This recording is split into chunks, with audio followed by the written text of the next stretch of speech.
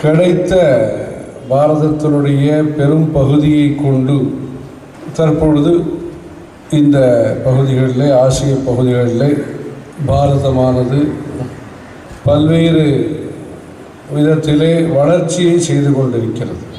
முதல்ல இந்திய அளவிலே ஒருமைப்பாடு, ஏகதா.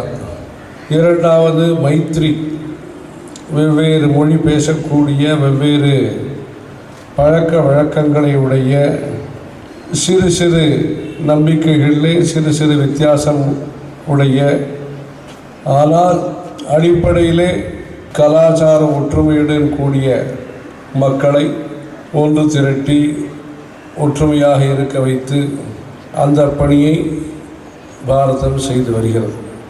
சத்பாவனா, மூன்றாவது சத்பாவனா.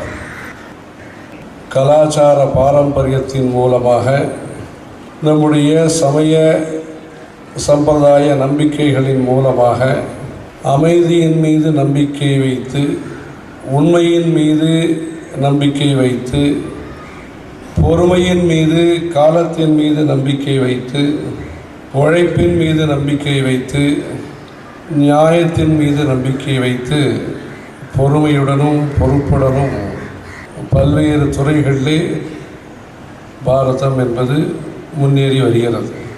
எதை நம்பி இந்திய சமுதாயம் முன்னேறி கொண்டிருக்கிறது என்று சொன்னால், பலத்தை நம்பியா, அல்லது அதிகாரத்தை நம்பியா, அல்லது செல்வத்தை நம்பியா என்றால் இவைகளெல்லாம் இருக்கின்றன.